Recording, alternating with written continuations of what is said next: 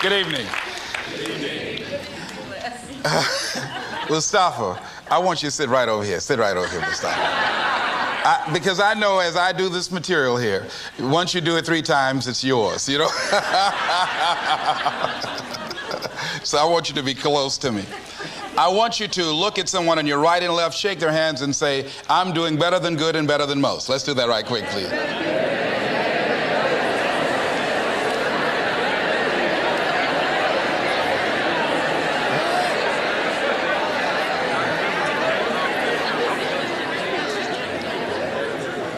All right.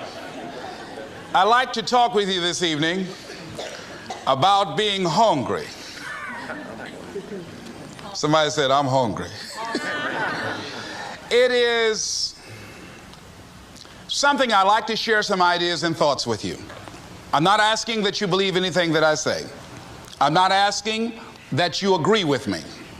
I'm merely asking that you stand on and in the conversation that we'll share with you this evening. And if there's something that I say that can fit and work for you, I say use it. If not, discard it and let it be. Is that all right? Yeah. Say, that's fair enough. Very good. All right. One of the things I have realized, and many of us have, that if you want something out of life, if you want to change yourself, if you want to acquire something, if there's some goal that you want to reach, that is really not easy as some people will make us feel. That living your dream, changing your behaviors, overcoming negative habits, it's challenging. It's hard.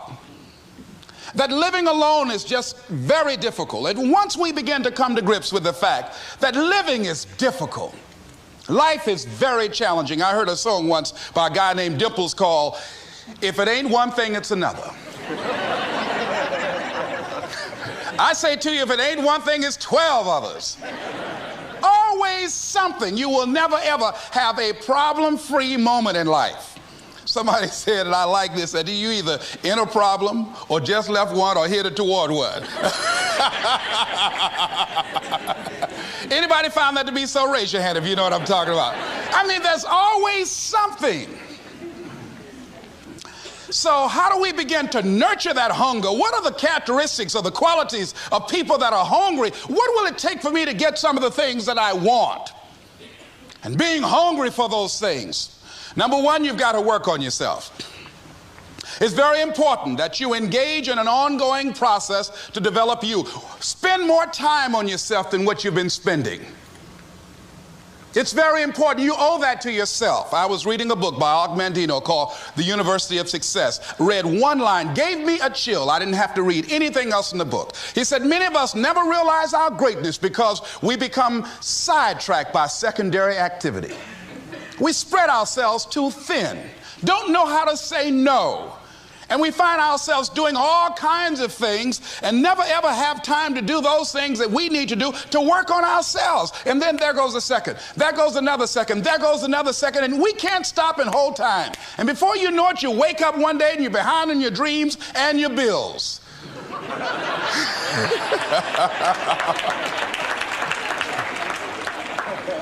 So decide that you're going to take some time to work on you, that you deserve that from yourself, that your life deserves some prime time because you are creating your own production. As Michael Todd would say, you are the star of your show. You are the director. You're writing the script. And you will determine whether your life is a smash office hit or flop. You determine that. Working on yourself, talking to yourself. That's so very important. Overcoming the negative conversation, that inner dialogue that's going on all the time, even when you don't want it to be there. You can't stop yourself right now from thinking. You can't do it. It's going on. And so learning how to empower yourself, part of doing that is standing up to yourself. You've got to stand up inside yourself sometimes and say, shut up. You've got to do this. I was going to give a presentation, and this voice inside of me saying, you can't do this. You don't have everything it takes. I shut up. I'm behind on my bills and you're telling me what I can't do. I have got to do it.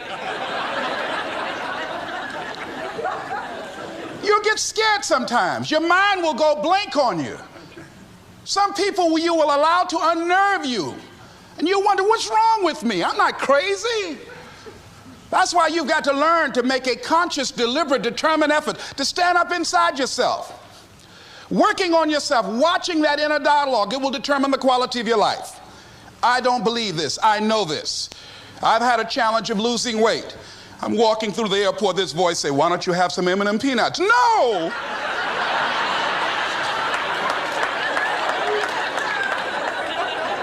Well, just one. Then after you eat that, you might as well have a Snicker now, you sucker. I mean, it's challenging. My mother fixed the kind of sweet potato pie you can't eat with your shoes on. Have to take your shoes off so you can wiggle your toes. It sticks on my fingers. It says, eat it. One little bite won't hurt. That voice, constantly. Little demons from Colonel Sanders driving my car in there. I had to say, no. I'll diet tomorrow. I saw a skinny man get hit by a truck. Had he had a little bit more weight, he might have lived, you know. Some of you know what I'm talking about. Raise your hand if you know that. That voice is awesome. So you have got to stand up to that voice. When you're working on something you want to achieve, you have got to stand up to that voice. You've got to sell yourself every day on your abilities, on what you're doing, on the goal that you want to reach. You've got to sell yourself every day, according to your level of belief. It will manifest itself in what you're doing. Whatever we have right now, whatever we're demonstrating in our lives, is a result of what we believe subconsciously that we deserve. And part of increasing that belief level is that you have got to convince yourself every day. You've got to sell yourself. I do a lot of training for many corporations, and I conduct sales seminars, and I've heard all kind of guys doing techniques and training people techniques of how to close sales and how to work with and begin to control the sale and how to ask for the close. Let me share something with you. You can learn all the techniques in the world. If you don't believe in yourself, it won't happen for you. I learned all of it. So that's why I do a training called Focus on the Seller. You've got to focus on you. And as you convince you, as you sell yourself every day, you will begin to see a difference in the things that you're doing. Selling yourself on your ability to perform a job, to achieve a certain objective. Telling yourself every day, here I go again. And I got what it takes. This is my day. And nothing out here is going to stop me. And when you go out there, life say, come over here. Say it again. Well, I'll be back tomorrow. That brings me to the next thing. It takes courage to act. Part of being hungry when you've been defeated, it takes courage to start over again. I used to do door-to-door sales, and I was working with another friend of mine, and door-to-door sales, I mean, it's punishing. It's cruel and unusual punishment. And I was a little boy knocking on the door. Hello, would you like to buy a nice working television set? No money down? No! Bam! They slammed the door in your face. And the friend of mine that was working with me, they slammed the door in his face, and I looked back, and he was going to the car. He said, I can't do this. And he sat down in the car, and he said, you go ahead, I'll be here when you get back. Now, he had a mother and father to take care of him. My mother was ill. I am adopted. I was hungry. I had to go on. I learned something about myself. That when you step into your fears, somebody said, it was Winston Churchill, he said that courage is going from failure to failure without losing enthusiasm. When you step into your fears and continue to push yourself to go on, something happens for you. It will enable you to transcend yourself. I went to the next store. You like to buy a nice working television? No! Bam! Went to the next store. No! Bam! After a while, I no longer took it personal.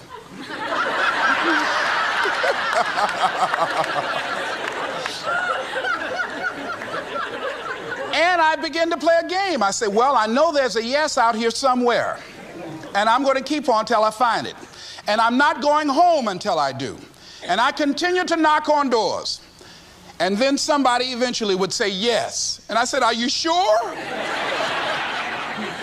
And I would go in there and I would get the sale. When you have something you want to do, if you don't develop the courage to do that which has been given you to do, and you spend a lot of time going around trying to convince other people or trying to get their approval, what will happen is that you will lose your nerve. And other people will convince you that what you're doing doesn't have any value, and you'll give up on your dream.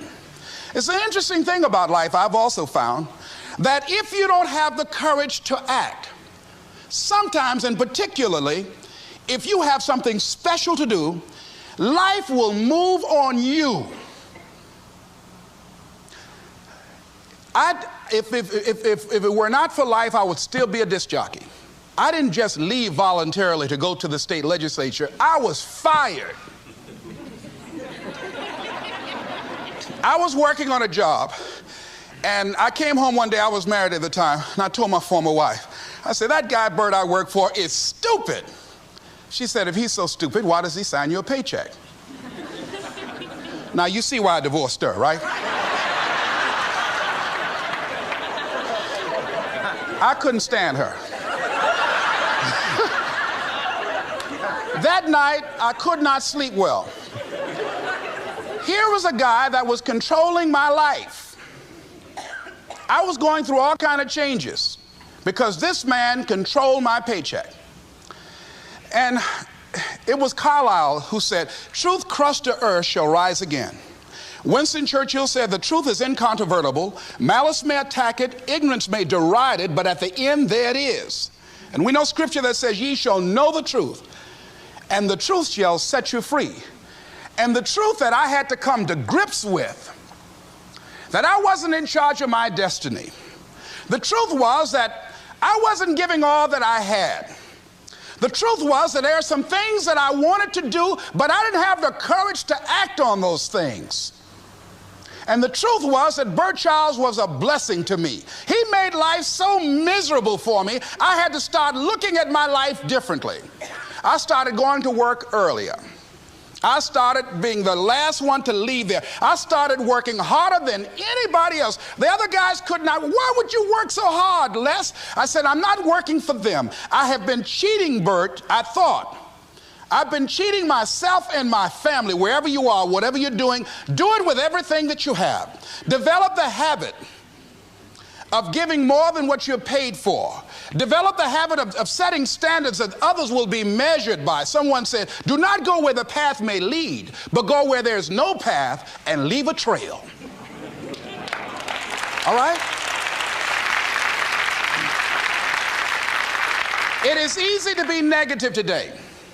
It is easy to have low morale today. I was at a corporation and they're going through downsizing and going to lay off some 1,500 people over the next few weeks. It's very depressing there. And those people that stay there 9 times out of 10, they're just going to do just enough to keep from getting fired. Anybody can do that. But if you can begin to harness yourself and say that where I am, I'm going to do the best I can with what I got, because that is an expression of who I am. If you get into the habit of just being mediocre, it will become a part of your consciousness. If you get in the habit of giving less than what you have it within you to give, it will begin to reflect itself in your personality. It will begin to damage you psychologically. And you don't want to be a part of that kind of self-destructive behavior. And so you want to set some high standards for yourself. The next thing, part of what feeds that hunger, you've got to develop a sense of urgency. Aurelia said, stop living your life like you have 1,000 years to live. In life, you're either here today and you're gone today. If there's something that you want to do and you can't do it all at one time, do just a little bit of it. I like what Robert Schuller says. He said, by the yard it's hard, but inch by inch, anything is a cinch. Do just a little bit of it. A friend of mine, Bobby Kerr, used to be a roommate. Bobby wanted to go into the area of public relations. He loved working with the public. Young lady he wanted to marry named Clarice. Bobby was a great procrastinator. Pretty soon the job where Bobby worked, they transferred him to another location. He went out to celebrate with the people on that new job site. And Bobby suffered a massive heart attack and died. Bobby didn't drink and didn't smoke, was under 40, and he died. Ask your question, how much time do you have left? How much time do you have left? When you start thinking about that, we don't know. We don't know. Bobby took all the greatness and all of the talent and all of his abilities to his grave with him. One of the things he could have put in parentheses under his name, he didn't use all his stuff. And most of us do that. Most of us don't use the stuff that we have brought into the universe. And we want to make a conscious, deliberate, determined effort to start living life with a sense of urgency and using what we've got. Using ourselves up, sharing what we brought into the universe to share, because if we don't, nobody else will. Stop wasting valuable time, knowing that if we begin to live our lives as if each day were our last, our lives will take on a whole new meaning. It take on a whole new expression, valuing each moment that we are blessed with. The next thing that begins to nurture that hunger, honor yourself as your word. Don't give your word out lightly. When you throw your word out there and you don't honor it, it makes a statement about you. If you decide to maintain a sense of integrity with yourself, that if I speak it, I'm going to live it. It's who I am. And I'm going to be very cautious in how I give my word to others, and most of all with the commitments that I make to myself, because I want my life to reflect my words and honoring who I am and what I express. Another challenging area in terms of nurturing and developing that hunger in yourself is learning the art of becoming single-minded. Learning how to concentrate. Learning how to focus in. And you'll be surprised at the things that you're able to do. When you learn how to block things out, when you learn how to keep thine eyes single, you'll be surprised at the ideas that will come to you, of the people that you'll be able to attract, of the opportunities that you'll be able to see. You'll begin to see things that have been standing there looking you in the face, say, I can't believe this has been here all this time. Here's a habit that I do. Maybe it might be of some value to you. I get up in the morning and I start writing what great ideas that I can think of today that can improve me and that will enable me to reach my goal. And I just let my mind flow. Sometimes I write 15, 20 ideas. Some days it's more difficult than others. One idea can change your life. One idea can turn your life around. Deciding that you're going to focus to develop your skills. The guy was the new owner of a baseball team that was in the basement of the league when he took it over. He went to the pitcher and he said, what is your best throw? And he said, well, I got a good curveball and I've got a good fastball. And he went on talking about his different throws. He said, but tell me this, what is your best throw? He thought for a moment. He said, I've got a good fastball. He said, that's all I want you to work on. Nothing else. Just develop your fastball. The next year, they went to the World Series. Most people don't know where their fastball is. Most people go through life never discovering what their talents are. Most people never develop their talents. They have skills and abilities, but if you don't nurture them, if you don't develop them, they will never serve you. Your gifts can take you many places if you develop your gifts. Most of us don't like to do those things that come easy to us. I've always loved to talk to people. I decided, taking this advice, to develop my skills as a speaker. And my gift has developed and it's taken me many places. You have something that you brought to the universe. And that if you decide that my life deserves my developing this, what I do well, and becoming the best at it, and mastering myself, and seeing what I have within me, if you decide to drop your buckets where you are and develop your gifts, I grant you, you'll never ever be without. I grant you that your gifts will take you places that will literally amaze you. I grant you that if you begin to work to develop your gifts, you'll develop a strong sense of happiness. You'll get a larger vision of yourself, because part of beginning to get a larger vision of yourself, all of us need some area of our lives where we can have a feeling of competence. That people know when they think about this area, that's something you do. That you eat and sleep that. And that you do that. You do that. And people know it. And you know it. And you know that you know this. If you don't know anything else, you know this. Can you tell I know what I'm doing? Oh, hello. You know this.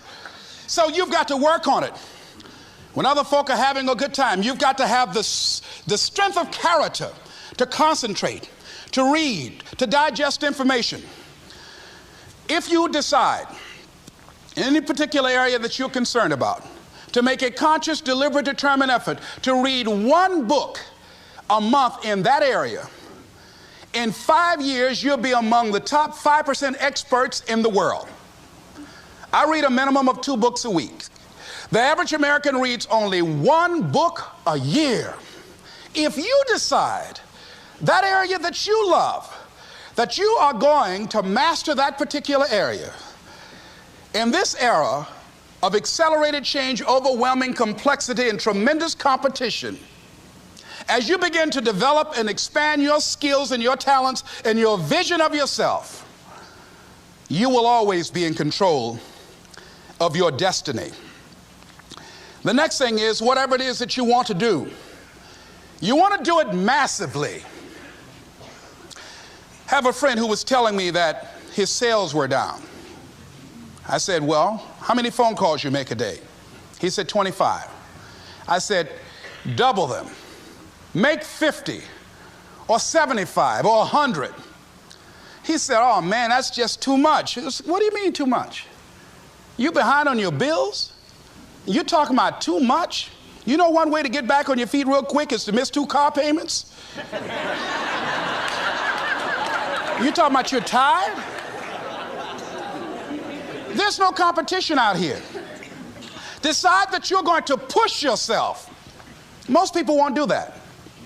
Most people give up on themselves easily. You know the human spirit is powerful. There's nothing as powerful. It's hard to kill the human spirit. They asked Benjamin Disraeli, a man who became the head of a country at a time when Jews were not allowed out after 10 o'clock. They said, how did you do it? How did you achieve it against such great odds? He said, nothing can resist the will of a people that will stake even their existence on the extent of their purpose for good. That when you have a made-up mind, when you decide that you want to do something, I was reading something the other day, he said, the power to hold on in spite of everything, the power to endure, this is the winner's quality. The hunger, the ability to face defeat again and again without giving up. This is a winner's quality. You have that quality within you. When you're hungry, you don't care about the facts. You don't care about the odds. Doug Williams played for the Washington Redskins, quarterback. John Elway of the Denver Broncos in the Super Bowl. Everybody was talking about Elway. After the Super Bowl, when Doug Williams made a historic passing game, they asked him, said, how were you able, in spite of all of the negative publicity saying that you couldn't win, how did you do it? He said, I ignored my critics. I just didn't pay any attention to them. I ignored myself because they kept on saying it so much. There were times I doubted whether or not I can do what I needed to do. There's a Doug Williams in everybody here. There's greatness in you. And you've got to learn how to tune out the critics outside and the critic inside. And since I'm going to do this, I'm going to harness my will. And I'm not going to let anything stop me. I deserve this. I'm going to do it until. And this friend, I told him, said, start increasing your calls. I said, I make 100 calls a day. I got a callus in my ear. My ear is kind of dark. You can't see it, but it's there.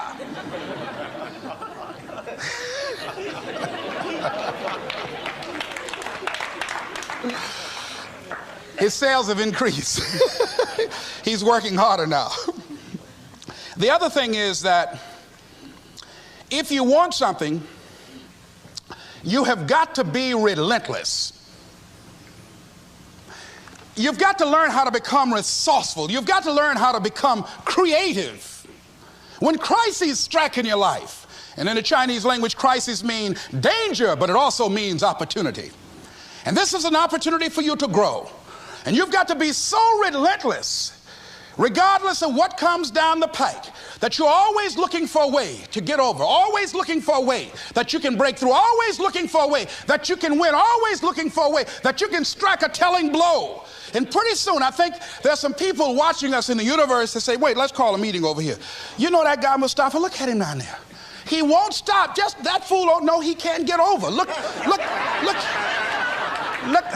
here. Why don't we do this? Let him go and let's mess with somebody else. Just let him go on through.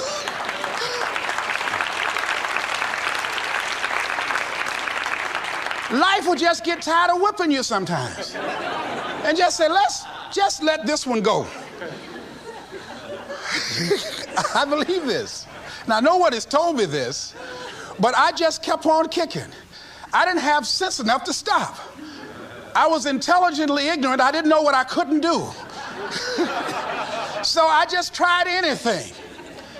And the fascinating thing about life, because you can't get out of it alive, you might as well have a good time, you know? You might as well have a good time. Live your life with passion, with some drive. I was giving a seminar the other day, and I mentioned that I was going to do some training in August with some young teenagers and take about 100 away to a 2 or 3 day camp and wipe them out. Been working on this. So after the speech, one of the parents walked up to me and said, Mr. Brown, I'd like for you to do something for my son. He's not motivated.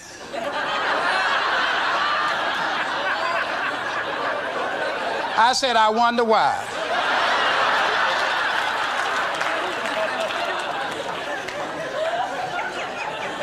I wonder what's wrong with him. He had no fire whatsoever. See, what you do speak so loudly, folk can't hear what you're saying. And so if you don't have any fire, you know, you've got to watch the people, the relationships that you develop. Have people of kindred mindsets.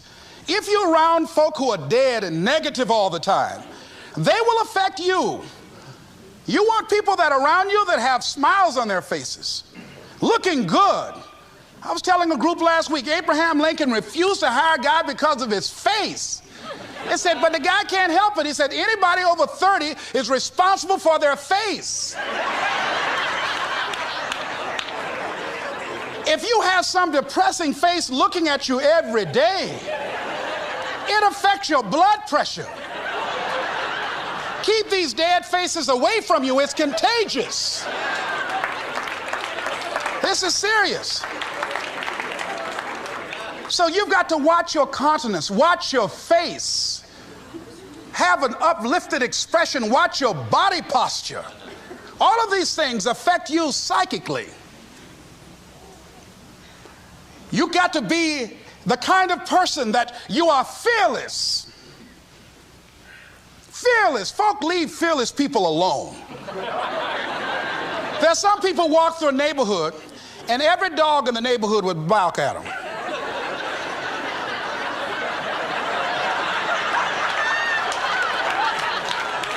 But there's some people come through and ain't nobody gonna mess with this.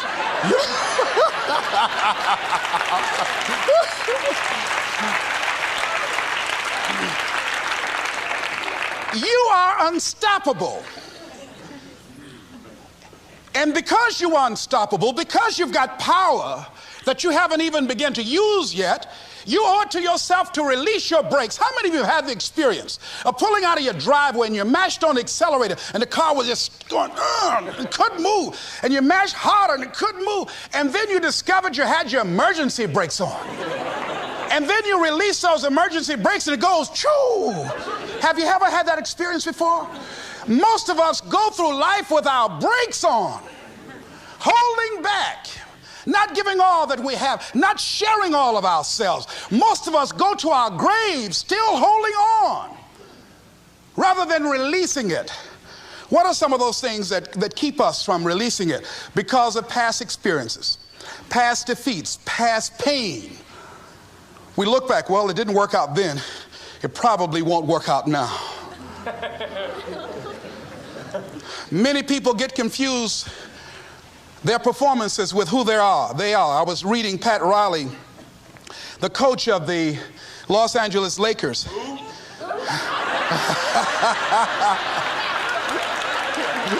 But you're going to like this quote here.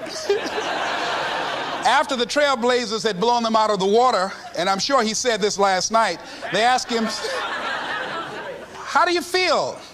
He said, tonight we were exposed for what we are right now. You see? That if my speech tonight doesn't work, it doesn't mean that I'm a bad speaker. It means that what I did didn't work tonight.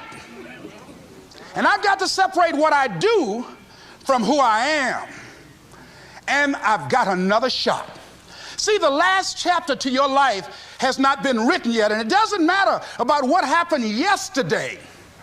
It doesn't matter about the things that you've done that you feel guilty about. If you wouldn't do it today, you're convicting an innocent person. You've been reborn to a new state of consciousness. And as they say, if we knew better, we would do better. And so you begin to decide, I'm not going to be denied. I remember, and I was telling someone, and they asked me, would you repeat that again? I was interested in going into broadcasting. I'm adopted. And that was my key out. I wanted to make my mama proud of me. I was very much appreciative of what she's done for my brother and sister and I. And that was my way out. And I went over to a radio station, asked a guy and told him that I was interested in broadcasting. He looked at me in my straw hat and my overalls. He said, you have any broadcasting background? I said, no, sir, I don't. What do you do? I cut grass. Young ladies asked me what kind of work I do, and I was working on a garbage truck. I say, well, I'm a sanitary technician. He said, we don't have any job for you. I decided that was something I was going to do. I decided I'm unstoppable. I'm going to go up in here and I'm going to do this. I started going to the radio station every day, developing a relationship with the people that were doing what I wanted to do. And that's what I encourage you to do. Whatever area you want to go in, find people that are doing it the way you want to do it and develop a relationship with them. When I decided to go in this area, I wrote letters to Dr. Norman Vincent Peale, to Zig Ziglar, to Dennis Waitley, all of the giants in this area. And I said, this is something I want to do. I've been following your career. Would you help me? Dr. Norman Vincent Peale answered my letter, did an article on me, wrote about me in the most recent book that he issued, and done many broadcasts about me. I'd wanted to develop a relationship and rapport with those people that were achieving those things that I wanted to achieve. By the same token, I would go to the radio station, and I developed a relationship with the guys. And they used me as an errand boy when they needed some food or someone to go pick up entertainers that came into town. Temptation singing My Girl, Jerry Butler singing For Your Precious Love, Sam Cooke singing Darling You Send Me. I would pick up the entertainers at the airport and drive them around in the disc jockeys, big Cadillacs. They didn't have any driver's license, but I was acting like I had some.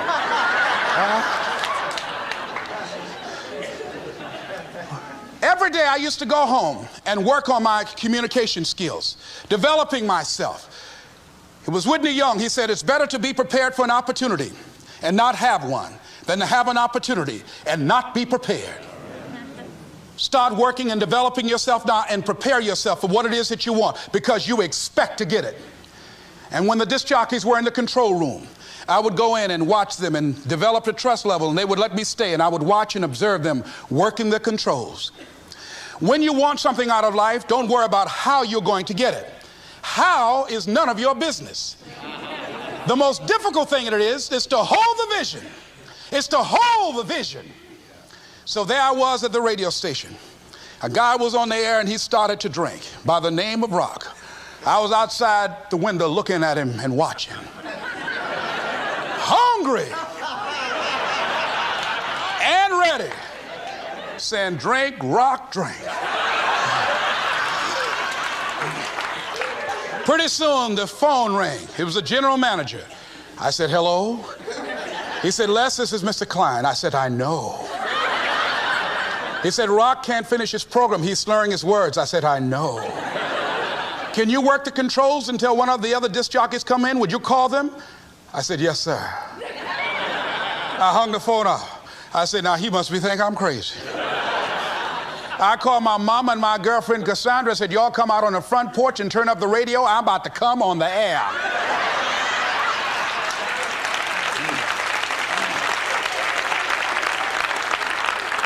I waited about 15 minutes. I called him back. I said, Mr. Klein, I can't find nobody. He said, well, why don't you go in there and work the controls until they get there? And don't say nothing here. I said, yes, sir. I couldn't wait to sit down at that turntable, Mustafa.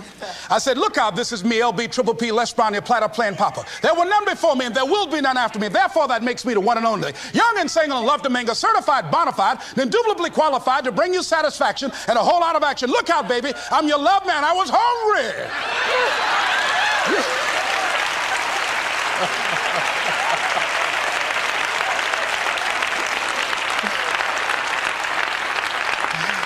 Shake somebody's hand on your right and left and say, you've got to be hungry.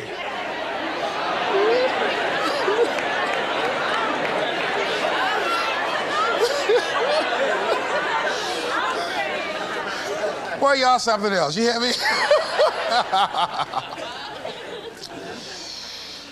You want to be persistent about what it is that you want to achieve. Alexander Graham Bell said, what this power is, I cannot say.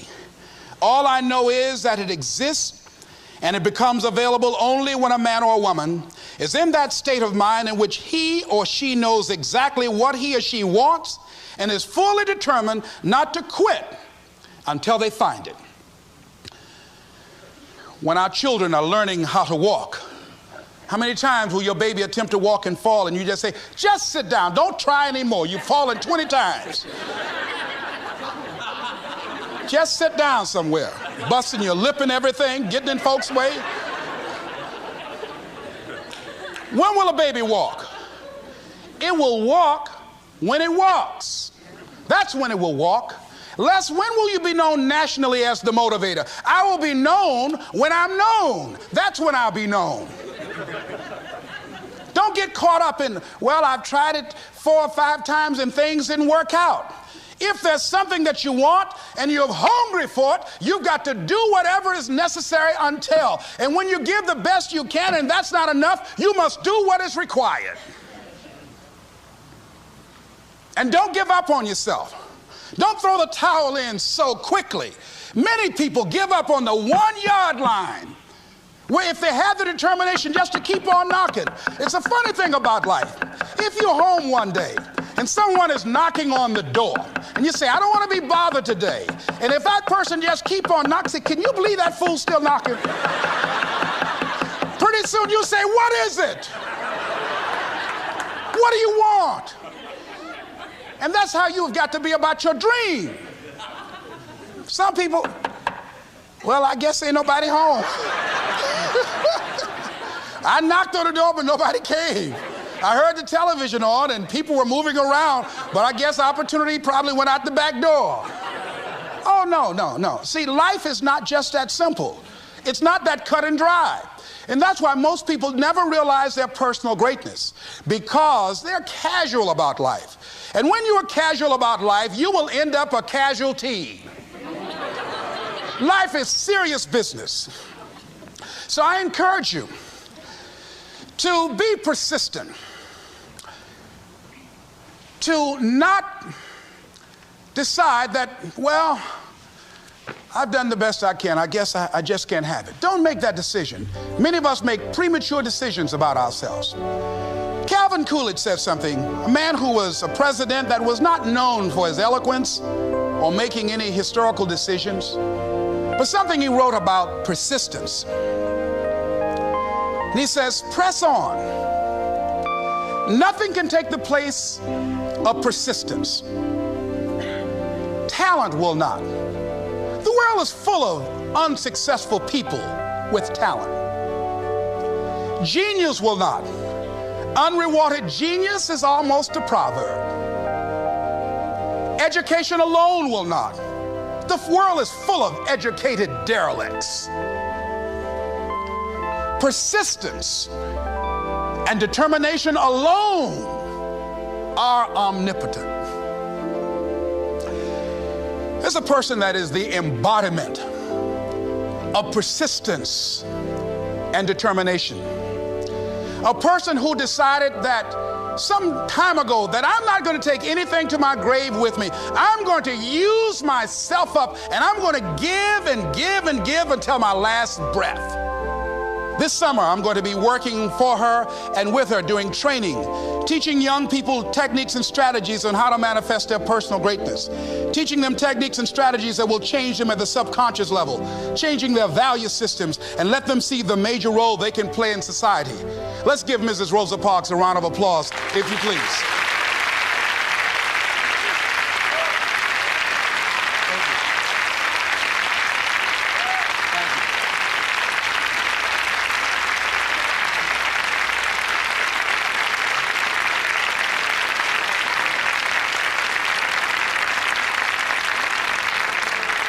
Here we are in the presence of greatness.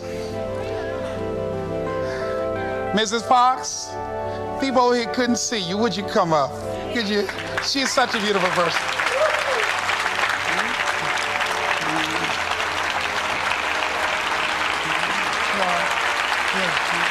Beautiful person.